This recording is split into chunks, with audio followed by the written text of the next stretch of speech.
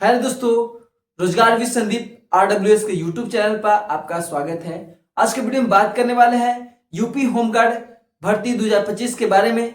इसमें हम बात करने वाले हैं कि टोटल पोस्ट कितना होने वाला है, एज क्राइटेरिया क्या रखा गया है, अप्लाई डेट कब से कब रखा गया है, इसमें फॉर्म फी कितना लगने वाला है, इसमें क्वालिफिकेशन क्या मांगा गया है, इसका सिलेक्शन प्रोसेस क्या होने वाला है, सभी चीज के बारे में हम इस वीडियो में बात करने वाले हैं। तो चलते हैं अपने बोर्ड स्क्रीन पे। तो सबसे पहले हम बात कर लेते हैं इसमें टोटल पोस्ट के बारे में। तो टोटल पोस्ट आपको 41,425 पोस्ट आया हुआ है। हम पिछले वीडियो में बताए थे कि आपको मैक्सिमम आपको 4500 से अधिक पोस्ट आपको देखने के लिए मिलेगा। तो आपको ये पोस्ट आपको 41,425 पोस्ट आपको देखने के लिए मिला। लेकिन अप्लाई डेट के बारे में बात करते हैं। इसमें 18 नवंबर से लेकर के आपको लास्ट डेट आपको रखा गया है 17 दिसंबर। तो हम पिछले वीडियो में बात किए थे और बताए थे, वो मेरा आपका अनुमान जो लगाए थे वैसे ही हुआ। पिछले वीडियो में हम बताए थे कि एक मंथ का अंदर अंदर आपका वैकेंसी आ जाएगा। तो वैकेंसी आपका नोटिफिकेशन आ गया, एक मंथ का अंदर ही आ गया आपको 18 नवंबर, यानी कि कल से ही वीडियो का आपका अप्लाई डेट, फॉर्म का अप्लाई डेट आ गया। अब बात करते हैं फी के बारे में। तो आपको जनरल, ईडब्ल्यूएस, ओबीसी के लिए आपको 400 रुपया फी मात्र रखा गया है और SC ST के लिए आपको 300 रुपया फी रखा गया है। अब बात करते हैं फी डिपॉजिट का लास्ट डेट आपको जो है आपको 20 दिसंबर तक रखा गया है, यानी कि आप फॉर्म का लास्ट डेट आपको माने कि जब आप पेमेंट करेंगे तो उसका लास्ट डेट आपको 20 दिसंबर तक रखा गया है। अब बात करते हैं क्वालिफिकेशन के बारे में। तो क्वालिफिकेशन के बारे में बात कर लेते हैं। तो क्वालिफिकेशन ओनली फॉर 10th पास रखा गया। जितने भी कैंडिडेट 10th पास किए हैं वे सारे इस फॉर्म के लिए एलिजिबल हैं, वे सारे इस फॉर्म को फिलअप करेंगे। और 10th पास जो है कि अप्लाई डेट तक आपका अगर 10th पास किया है तो आप इस फॉर्म के लिए एलिजिबल है, आप इस फॉर्म को बिल्कुल फिलअप कर सकते हैं। अब बात करते हैं एज लिमिट के बारे में। तो एज लिमिट के बारे में बात करते हैं। तो एज लिमिट आपको कब से काउंट किया जाएगा? तो एज लिमिट आपको काउंट किया जा रहा है 1 जुलाई 2025 से आपको एज लिमिट काउंट किया जा रहा है।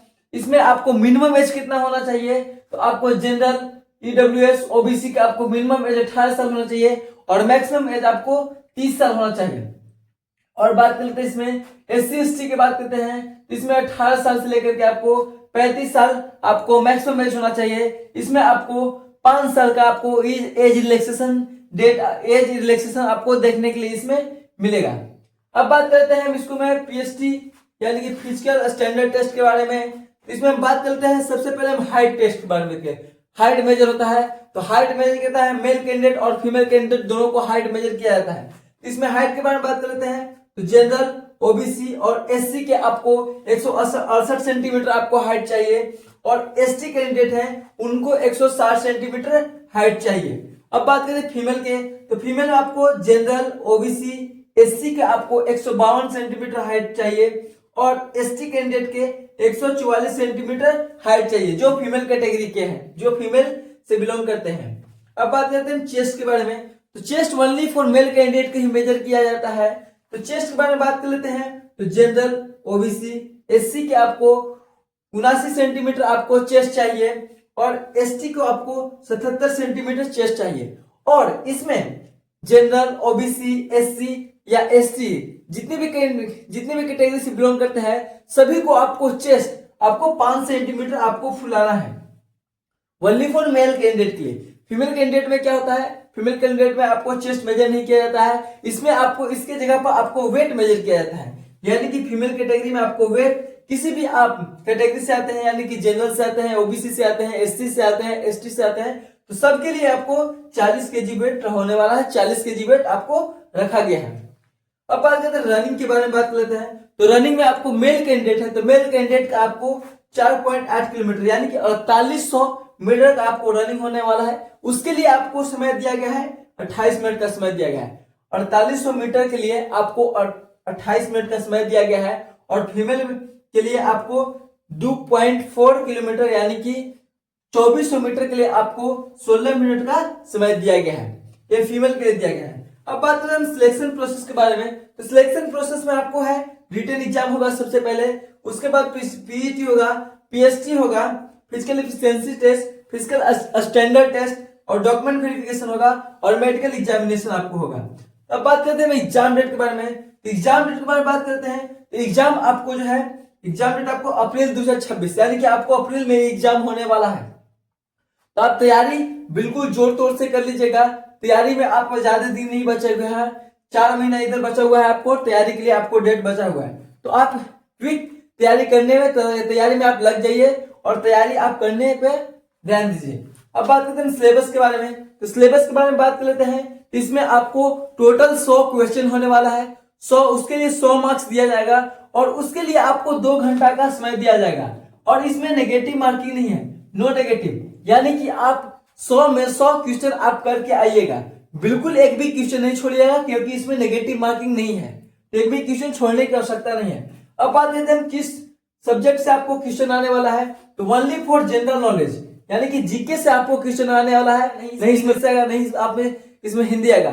ओनली फॉर आपको जीके से आपको क्वेश्चन आएगा, कि जनरल नॉलेज से आपको क्वेश्चन आने वाला है। तो जनरल नॉलेज देखते हैं कौन कौन से आपको क्वेश्चन आने वाला है। तो जनरल नॉलेज से आएगा, जीएस से आएगा, जनरल साइंस से आएगा, इंडियन हिस्ट्री से आएगा, इंडियन कॉन्स्टिट्यूशन से आएगा, इंडियन इकोनॉमिक्स से आएगा, इंडियन कल्चर से आएगा, इंडियन एग्रीकल्चर से आएगा, कॉमर्स से आपको आएगा, कॉमर्स एंड ट्रेड से आएगा, पॉपुलेशन से आएगा, इन्वायरमेंट से आएगा, और आपको एंड अर्बनाइजेशन से आएगा, एंड ज्योग्राफी ऑफ इंडिया से आएगा, नेचुरल रिसोर्स ऑफ यूपी, यानी कि जो नेचुरल रिसोर्स है यूपी का, उसको से आपको क्वेश्चन देखने के लिए मिलेगा। स्पेसिफिक इंफॉर्मेशन रिगार्डिंग एजुकेशन से आपको आएगा, and culture and social traditional से आपको आएगा, important fire and the festival और ऑर्गेनाइज्ड यूपी, जो भी संगठन है और आपको फेस्टिवल है यूपी का, उससे आपको क्वेश्चन आएगा। ह्यूमन राइट्स से आपको आएगा क्वेश्चन देखने को मिलेगा।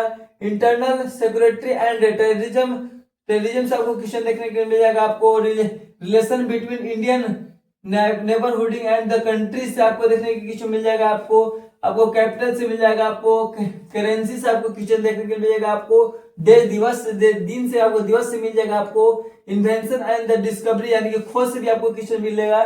बुक और राइटर्स से भी आपको क्वेश्चन देखने को मिल जाएगा। आपको यूपी गवर्नमेंट स्कीम, जो यूपी में गवर्नमेंट स्कीम चल रहा है, उससे आपको क्वेश्चन देखने को मिलेगा।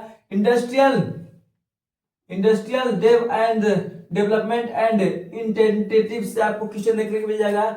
नेचुरल फेनोमेना से आपको क्वेश्चन देखने को मिल जाएगा। इंपॉर्टेंट समिट से आपको क्वेश्चन देखने के लिए मिलेगा। आपको इस सारा टॉपिक से आपको जो है ओनली फॉर जनरल नॉलेज आपको क्वेश्चन आने वाला है, इसी से आपको क्वेश्चन आने वाला है। तो आप इसको तैयारी कर लीजिएगा। अब बात करते हैं मेरिट लिस्ट के बारे में। तो आपको जो मेरिट बनने वाला है, तो मेरिट लिस्ट आपको 25% मार्क्स जो है आपको लाना ही लाना है, तभी आपका मेरिट बनने वाला है इसमें। अब बात करते हैं एक्स्ट्रा छूट के बारे में। फीमेल के लिए आपको 20% वैकेंसी जो है एक्स्ट्रा आपको होने वाला है, एंड एक सर्विसमैन के लिए आपको 5% आपको एक्स्ट्रा होने वाला है वैकेंसी, और स्वतंत्रता सेनानी के लिए आपको 2% होने वाला है वैकेंसी एक्स्ट्रा। अब बात एक्स्ट्रा मार्क्स के बारे में बात करते हैं। तो जो भी कैंडिडेट एनसीसी कर रखे हैं, उनके लिए एक्स्ट्रा मार्क्स मिलने वाला है। एनसीसी से अगर एनसीसी कर रहे हैं, तो आपको पास अगर एनसीसी का सी सर्टिफिकेट है, तो आपको 3 मार्क्स दे दिया जाएगा। अगर एनसीसी का आपका पास बी सर्टिफिकेट है आपको, तो उसके लिए आपको 2 मार्क्स दिया जाएगा। अगर आपको पास एनसीसी के ए सर्टिफिकेट है, तो उसके लिए आपको 1 नंबर दिया जाएगा।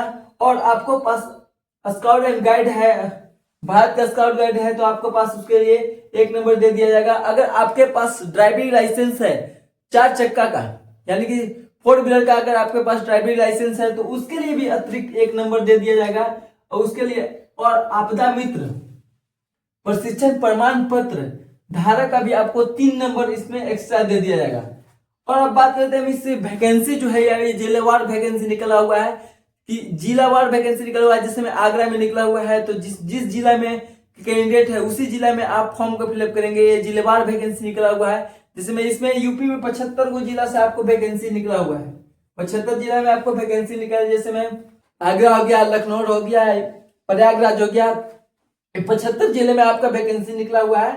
अब बात करते हैं इसमें जिलावार वैकेंसी में। तो आज जिसमें आपका जो जिलावार वैकेंसी निकला हुआ है, तो आप अगर जिस जिला से आप के मूल निवासी है, उसी जिला में आप इस फॉर्म के लिए एलिजिबल है, उसी जिला में आप इस फॉर्म को फिलअप करेंगे। ऐसा नहीं कि आप आप आगरा जिला से हैं तो आप प्रयागराज जिला में अप्लाई करेंगे, ऐसा बिल्कुल नहीं होने वाला है। यानी कि आप आगरा जिला से अगर हैं, अगर आप आगरा जिला से का मूल निवासी हैं तो आप आगरा जिला के मूल डिस्ट्रिक्ट में ही आप अप्लाई करिएगा इस यूपी होमगार्ड फॉर्म के। अब बात करते हैं इसमें फॉर्म कैसे भरा जाएगा। तो फॉर्म कैसे भरा जाएगा, तो उसमें हम सबसे पहले बात कर लेते हैं, आपका ओटीआर रजिस्ट्रेशन होगा। आपका ओटीआर रजिस्ट्रेशन कहां पे होगा, तो ओटीआर रजिस्ट्रेशन आपको यूपी पीआरपीबी की वेबसाइट पर आपको जाकर के आपको ओटीआर रजिस्ट्रेशन सबसे पहले आपको करना होगा। उसमें आपको ईमेल आईडी और पासवर्ड से आपको डाल करके आपको यूटीआर रजिस्ट्रेशन कर लेना है। अगर पैन कार्ड, आधार कार्ड या ड्राइविंग लाइसेंस हो तो उसको भी आपको डाल कर लेना है। अब बात है इसमें कास्ट सर्टिफिकेट, जो कास्ट सर्टिफिकेट लगने वाला है वो कैटेगरी वाइज लगने वाला है। अगर आप SC ST OBC से आते हैं तो उनके लिए आपको कास्ट सर्टिफिकेट लगने वाला है। अब बात करते हैं जो चौथा नंबर पर आपको 10th का मार्कशीट लगने वाला है या सर्टिफिकेट लगना है। या तो आपको मार्कशीट अपलोड करना है या तो आपको सर्टिफिकेट अपलोड करना है, दोनों में से कोई एक जो है आपको अपलोड कर देना है। अब बात कर लेते हैं इसमें ओबीसी की छूट के लिए। तो ओबीसी की छूट की सर्टिफिकेट आपको होना चाहिए। अगर आपको ओबीसी में छूट आपको लेना है तो उसके लिए आपको सर्टिफिकेट होना चाहिए। वो कब का बना होना चाहिए, 1 अप्रैल 2025 से फॉर्म भरने के लास्ट डेट तक आपका बना होना चाहिए। तो अभी ओबीसी में इस छूट को आप अवसर उठा सकते हैं। अब बात करते हैं ईडब्ल्यूएस के। तो ईडब्ल्यूएस सर्टिफिकेट जिसे में general, OBC, SC ST EWS, यानी कि आप जनरल से हैं, ओबीसी हैं, SC से हैं, ST से हैं। अगर आप ईडब्ल्यूएस में आते हैं तो आप इस सभी के लिए आपको जो है ईडब्ल्यूएस का आप सर्टिफिकेट बनवा लीजिएगा। अब बात करते हैं 7वां में हमको डोमिसाइल सर्टिफिकेट के बारे में बात करते हैं, यानी कि मूल निवास प्रमाण पत्र। मूल निवास प्रमाण पत्र आपको होना चाहिए, मोस्ट इंपॉर्टेंट है। इसी से आपको डिफाइन किया जाएगा कि आप किस जिला के हैं और किस जिला में आप फॉर्म को फिलअप किए हैं। इसी से आपको डिफाइन किया जाएगा। ऐसा नहीं कि आप जिस जिला में हैं उस जिला के अगर मूल निवासी रहिएगा तभी आप फॉर्म को फिलअप करिएगा। अगर आप आगरा जिला के हैं, अगर आप प्रयागराज जिला में आप अप्लाई करते हैं तो उसमें आपको फॉर्म रिजेक्ट कर दिया जाएगा। अब बात करते हैं इसमें महिला अभ्यर्थी, जो महिला अभ्यर्थी है उनके लिए मूल निवास प्रमाण पत्र के बारे में बात कर लेते हैं। तो उनको अगर महिला को अगर मूल निवास प्रमाण पत्र का यानी कि छूट लेना है तो उसके लिए आपको जो है जाति जो होना चाहिए वो पिता पक्ष का जाति प्रमाण पत्र चलेगा। यानी कि आपको जो है जाति प्रमाण पत्र बनेगा वो पिता के यहाँ के नाम से आपको जाति प्रमाण पत्र बनने वाला है। पिता के घर का आपको एड्रेस होना चाहिए, वैसी उस पे पिता के नाम होना चाहिए, वो वाला जाति चलेगा। इसमें बात करते हैं सैलरी के बारे में। तो सैलरी जो है आपको जो है 28,000 से आपको 30,000 होने वाला है। और आपका ये वैकेंसी जो है आपका घर का वैकेंसी है, यानी कि आपका घर से ही आप रोज आना जाना कर लीजिएगा। और इसमें ये डिफाइंड नहीं है, अगर आप जितना दिन आप इसमें आप ड्यूटी करेंगे उतना ही दिन का लिए आपको पेमेंट दिया जाएगा। ऐसा इसमें नहीं है कि आप अगर 5 दिन काम करते हैं तो इसमें आपको 30 दिन का पेमेंट दिया जाएगा, ऐसा इसमें बिल्कुल नहीं है। अगर आप 10 दिन काम करते हैं तो 10 दिन का ही पेमेंट इसमें दिया जाएगा। अगर आपका कोई सवाल होगा तो कमेंट के माध्यम से आप पूछ लीजिएगा और चैनल को जरूर सब्सक्राइब कर लीजिएगा। जितनी भी सरकारी जॉब आता है उसका इंफॉर्मेशन मैं सबसे पहले बताता हूं। और बेल आइकन घंटी दबा दीजिएगा, जैसे ही मैं वीडियो डालूंगा वैसे वीडियो का नोटिफिकेशन आपको सबसे पहले मिल जाएगा। और मेरा वीडियो के डिस्क्रिप्शन में आपका अप्लाई करने का लिंक दे दिया जाएगा और वीडियो के डिस्क्रिप्शन में आपको नोटिफिकेशन का भी लिंक दे दिया जाएगा। वहां से और अच्छी तरह से अगर आपको लगे तो आप वीडियो के नोटिफिकेशन को आप रीड कर सकते हैं।